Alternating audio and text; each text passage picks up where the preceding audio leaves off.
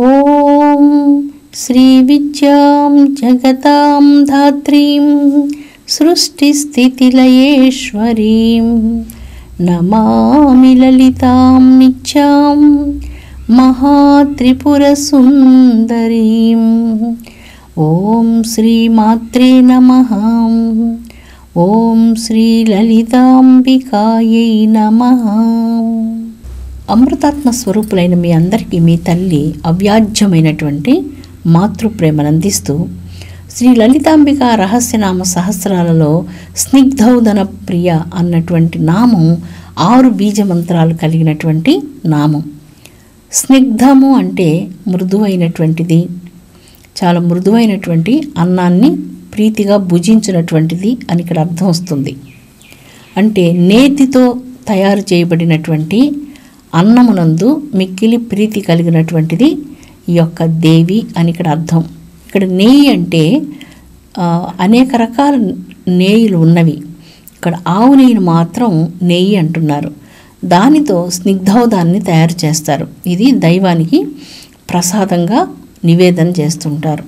శ్రీ లలితాంబిక రహస్యనామ సహస్రాలలో దేవికి నివేదించేటువంటి ప్రధానమైనటువంటి ప్రసాదాలను గురించి మనకు చాలా ప్రసాదాలు వివరించబడ్డాయి. ముద్గాన్నము, ముద్గలు అంటే పెసలు అన్నమాట. పెసరపప్పుతో చేసినటువంటి కట్టు పొంగలి వంటి దాన్ని అమ్మకు నివేదన చేయడం. హరిద్రాన్నం అంటే పులిహార, నిమ్మ పండుతో తయారు చేయబడినటువంటి పులిహారను హరిద్రాన్నం అంటారు. ఇక్కడ హరిద్రం అంటే పసుపు వర్ణంతో ఉన్నటువంటి అన్నం. దీనిని నిమ్మ పండుతో తయారు చేసినటువంటి అన్నాన్ని అమ్మవారికి నివేదిస్తున్నారు. ఇక్కడ గోధుమల ఆహారం ఇక్కడ ఏం నివేదించడం లేదు, అన్ని అన్నాలే, అంటే బియ్యంతో చేసినటువంటి పదార్థాన్ని నివేదిస్తున్నారు. తర్వాత గూఢాన్న ప్రీత మానస అన్నటువంటి ఒక నామం వస్తుంది. గూఢం అంటే బెల్లము, బెల్లంతో తయారు చేయబడినటువంటి అన్నాన్ని నివేదన చేయడం. పాయసాన్న ప్రియ, క్షీరంలో ఉడికించినటువంటి బియ్యాన్ని పాయసంగా చేసి ఆ క్షీర పాయసాన్ని నివేదన చేయడం. ఇలాగా అనేక రకాల ప్రసాదాలు వర్ణించబడినప్పుడు ఈ ప్రసాదాల్లో ప్రధానంగా ఉన్నటువంటిది బియ్యం అన్నటువంటిది ప్రధాన అంశం.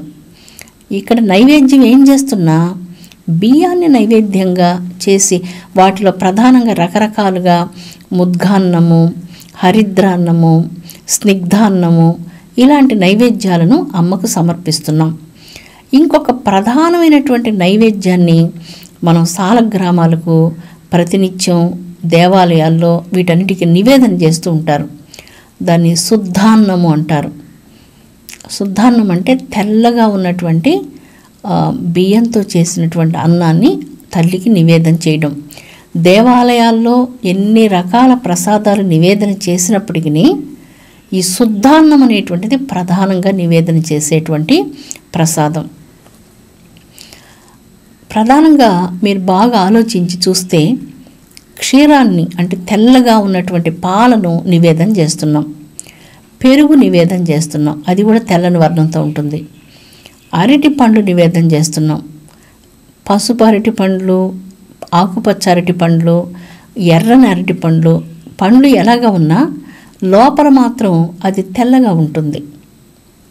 అదేవిధంగా అనేక రకాల ఫలాలు, మంచి కొన్ని ఫలాలు పైకి రంగు రకరకాలుగా ఉన్నప్పటికీ లోపల ఆ ఫలం రంగు తెల్లగా ఉంటుంది. అలాంటి ఫలాలను మనం నివేదన చేస్తున్నాం. యాపిల్ పండు లాంటివి అవన్నీ కూడా లోపల తెల్లగా ఉంటుంది. దీన్ని నివేదన చేస్తున్నాం. ఇక్కడ దైవానికి నివేదన చేసేటువంటి ఈ ప్రసాదాల్లో ఎక్కువ భాగం తెల్లని వర్ణం కనపడుతుంది. తెల్లని వర్ణం శుద్ధ సాత్విక స్వభావానికి సంకేతం. పుష్పాలు కూడా అమ్మవారికి పూజ చేసే పుష్పాలు శ్వేత కమలాలు, తెల్లని నందివర్ధనం పుష్పాలు, మల్లె పుష్పాలు, సన్నజాజి పుష్పాలు, ఇలాగ తెల్లని వర్ణంతో ఉన్నటువంటి పుష్పాలు మనస్సుకు నాకు శాంతిని, సాత్వికత స్వభావాన్ని ప్రసాదిస్తాయి. ఇక్కడ అన్నాలు ఎన్ని రకాలుగా తయారు చేసినప్పటికీ వీటన్నిటి వెనక శుద్ధ సాత్విక స్వభావాన్ని మనకు ప్రసాదించమని తల్లిని వేడుకునేటువంటి కోరిక మాత్రం ఇక్కడ ఉన్నది.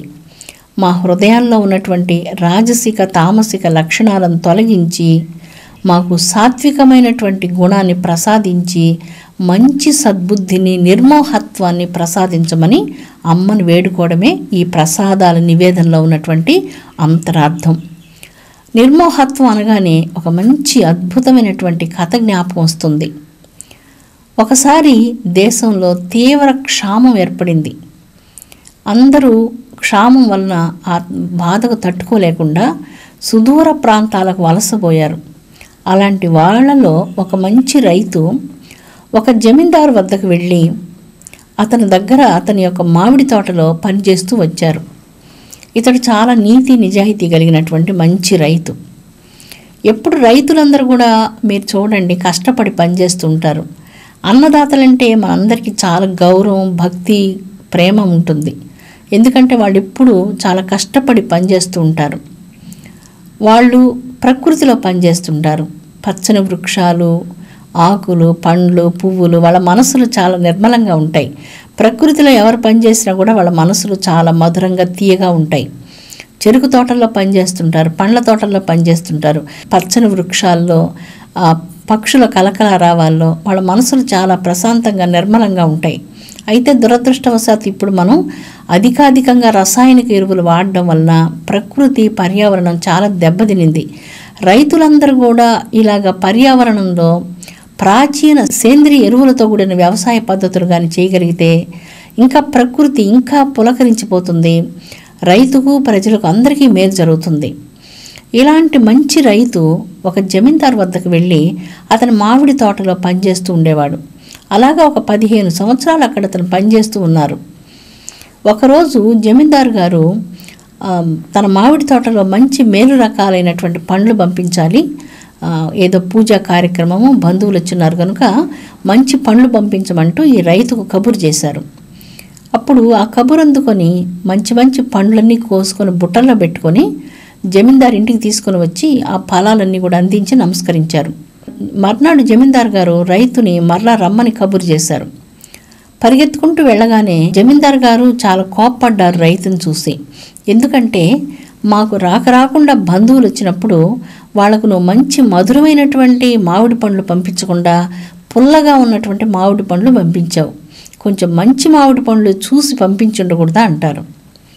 దానికి రైతు వినయంతో జమీందారు గారికి నమస్కారం చేసి, ప్రభు నన్ను క్షమించండి, ఎందుకంటే తోటకు మీరు నన్ను రక్షణ కోసం మాత్రమే పెట్టారు. మీరు ఎప్పుడైనా ఆ పండు నాకు ఇచ్చి రుచి చూడమంటే నేను చూసి ఏ చెట్టు పండు ఎలాగా ఉండేదో చెప్పుండేవాడిని. నేను రుచి చూడనందువలన నాకు తెలియలేదు, మీకు నేను చాలా ఇబ్బంది కలిగించాను, నన్ను క్షమించండి అంటూ జమీందారుని వేడుకొన్నారు. జమీందారు గారు తోటమాలి యొక్క మాటలు వినగానే నిశ్చేష్టుడయ్యారు, చాలా నిశ్చేష్టుడయ్యాడు. ఎందుకంటే దాదాపు 15 సంవత్సరాలుగా తన మామిడి తోటలో పనిచేస్తూ ఎప్పుడూ ఏ చెట్టు యొక్క ఫలాలు అతడు నిజంగానే రుచి చూడలేదు. ఆ రుచి చూడనందువల్లనే అన్ని రకాల పండ్లు కోసుకుని వచ్చి గంపల్లో అక్కడ అందించారు. ఏ చెట్టు ఫలాలైన రుచి చూసి ఉంటే ఇవి పుల్లగా ఉన్నవి, ఇవి తీయగా ఉన్నవి అంటూ ఆ ఫలాల రుచిని గురించి తెలుసుకొని మంచి ఫలాలని తెచ్చిచ్చేవారు. ఇక్కడ ఆయన ఎప్పుడు కూడా అలాంటి పని చేయనేలేదు. అన్ని సంవత్సరాల తోటలో ఉంటే కూడా ఒక్క పండు కూడా ఏనాడు రుచి చూడలేదు. అందుచేత జమీందారు గారు ఇప్పుడు తోటమాలికి నమస్కారం చేశారు, ఆయన యొక్క నిర్లోభ బుద్ధికి నమస్కారం చేశారు, తోటమాలిలో ఉన్నటువంటి నిజాయితీకి నమస్కారం చేశారు. ఇలాంటి నిజాయితీకి మనం కూడా నమస్కారం చేద్దాం. ఇలాంటి వాళ్ళతో మన దేశం, మన ప్రపంచం నిండిపోవాలని మనం కోరుకుందాం. సాధారణంగా మోసం చేసేవాళ్ళు, లోభబుద్ధితో ఉండేవాళ్ళు అన్ని దగ్గర కనపడుతుంటారు. ఇలాంటి వాళ్ళు మాటిమాటికి కనపడరు, చాలా అపురూపమైన వ్యక్తులు కదా. ఒక తోటలో పనిచేస్తూ ఉండి ఆ తోటలో పండ్లు అమ్ముకుంటూ ఆ తోటకి ధ్వంసం చేస్తూ తన ఇష్టమైనటువంటి, తన ఇష్టారాజ్యంగా స్వార్థంతో చేసే తోటమాలి కంటే ఏనాడు అక్కడ ఎంతో కష్టపడి పనిచేస్తూ ఒక్క ఫలం కూడా రుచి చూడకుండా ఉండే ఈ తోటమాలి మనకు మాన్యుడు, గౌరవాస్పదుడైనటువంటి వ్యక్తి. ఇలాంటి నీతి, నిజాయితీ శ్రేష్టమైనటువంటి వ్యక్తులకు తప్ప అందరికీ వస్తుందా? అందరికీ రాదు. ఇలాంటి నైతిక శక్తి, ధర్మశక్తి మానవునికి కావాలి. ధర్మం మహోజ్వలమైనటువంటిది. అది సత్యంతో మిళితమై ఉంటుంది. దాని నైతిక ప్రమాణతను గుర్తించాలంటే సూర్యుని వంకైనా మనం తేరిపారి చూడగలమేమో, కానీ ధర్మస్వరూపులైనటువంటి మనుషుల వంకకు మనం తేరిపారి వాళ్ళని చూడలేం. అంత సర్వోత్కృష్టమైనటువంటిది, కోటి సూర్య ప్రకాశమానమైనటువంటిది ఆ నైతిక శక్తి. పరద్రవ్యాపహరణ బుద్ధి లేకుండా ఉండడం, నిర్లోభంగా ఉండడం, నీతితో ఉండడం, కొద్దిమందికే ఇలాంటి గుణాలు ఉంటాయి. అందరికీ సాధారణమైన గుణాలు ఉండడం సహజంగా ఉంటుంది. కానీ ఇలాంటి గుణాలు ఎవరికైతే ఉంటాయో వాళ్ళు మాన్యులు, పూజ్యులు, గుణవంతులు, సజ్జనులు, ధర్మవర్తనులు, నీతివంతులు, నమస్కరింపదగినటువంటి వారు.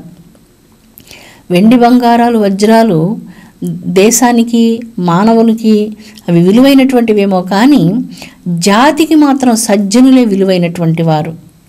మానవ జాతిని ప్రకాశవంతం చేయాలన్నా, విలువ తీసుకురావాలన్నా వెండి బంగారు వజ్ర వైడూర్యాలు విలువ తీసుకురాలేవు. సజ్జనులైనటువంటి వ్యక్తులు మానవ జాతిలో సూర్యులలాగా విరాజిల్లుతూ విలువను తీసుకొని వస్తారు. అంత అమూల్యమైనటువంటిది ఈ యొక్క స్నిగ్ధమైనటువంటి దైవిక ధర్మం. స్నిగ్ధోదన ప్రియ అన్నటువంటి ఈ నామంలో అమ్మవారికి నెయ్యితో కూడినటువంటి అన్నం ఇష్టం అని చెప్పారు. ఈ నెయ్యితో కూడినటువంటి అన్నం మనం తింటే మన హృదయం మృదువుగా మారుతుంది. మనం నెయ్యి అన్నం తిన్నప్పుడు మన హృదయం ఇప్పుడు మృదువుగా మారిందా? మారలేదు. చాలామంది నెయ్యి అన్నం తిని ఉన్నారు, కానీ చాలా కఠినంగా మాట్లాడుతుంటారు. చాలా కర్కశమైనటువంటి ప్రవర్తనలు ఉంటాయి. అవన్నీ ఇప్పుడు మనం మాట్లాడుకోవద్దు. మన హృదయం అలాగా కాకుండా స్నిగ్ధం చేయమని తల్లిని వేడుకుందాం.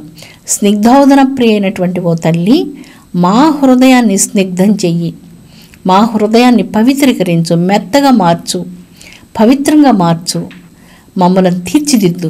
ఎన్నో అవగుణాలు ఉన్నాయి మనస్సుల్లో, ఎన్నో కోపాలు, తాపాలు, అహంకారాలు, గర్వాలు, స్వార్థాలు, ఎన్నో రకాల గుణాలు ఉన్నాయి.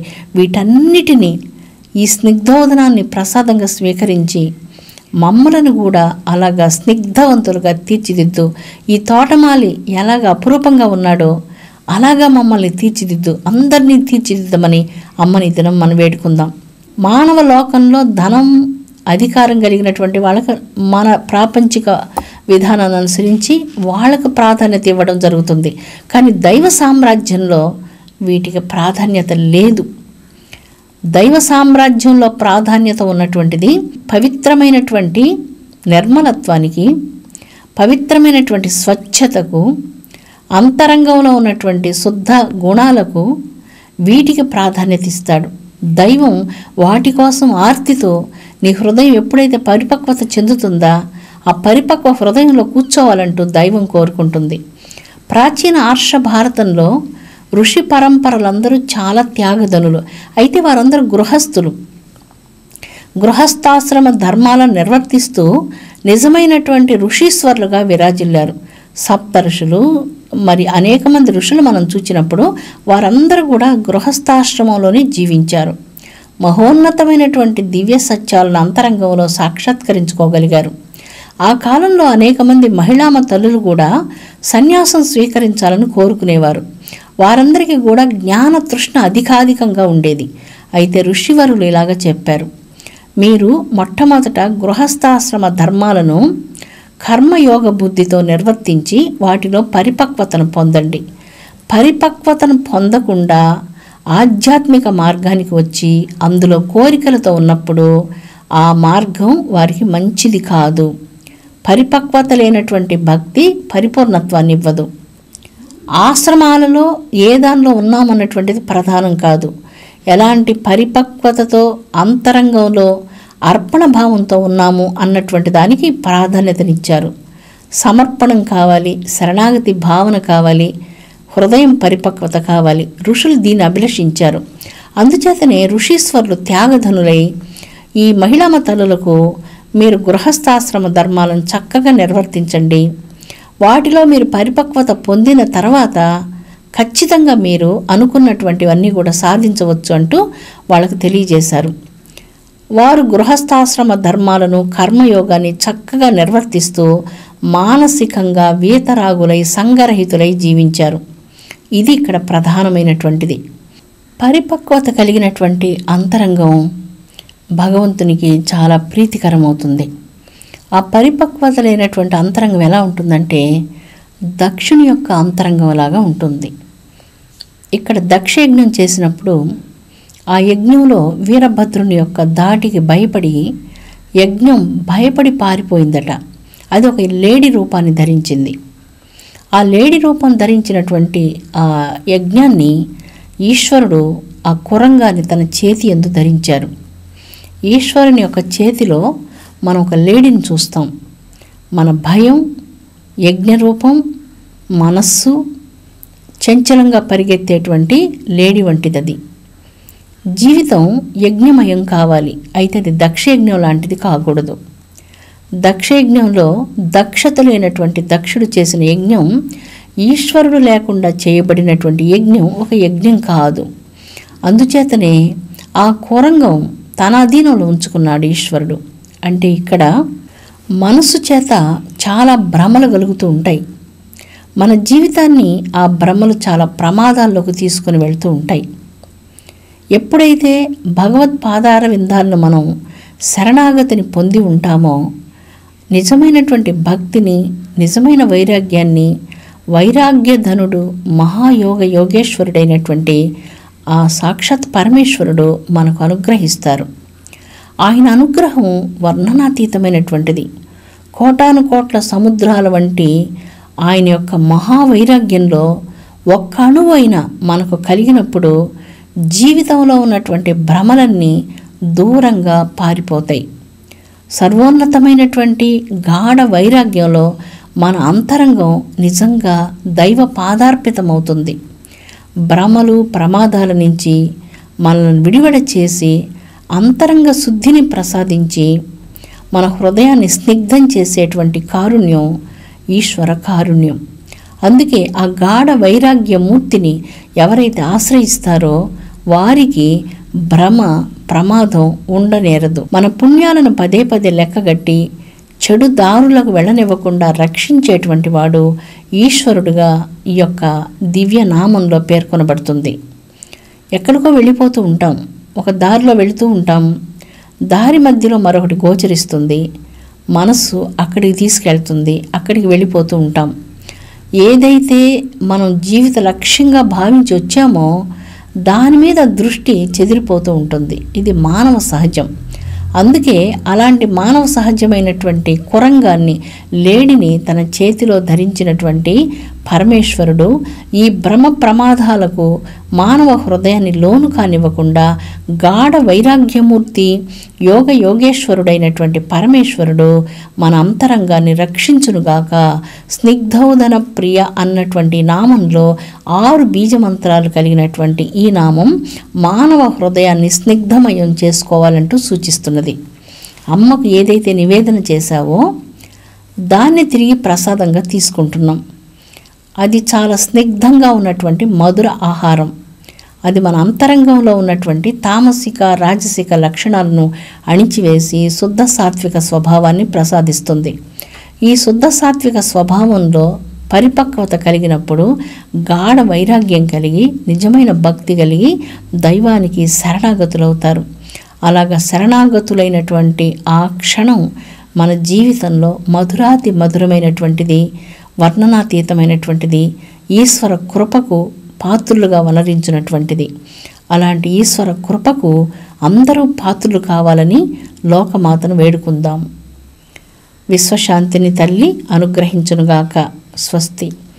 ఓం శాంతి శాంతి శాంతి.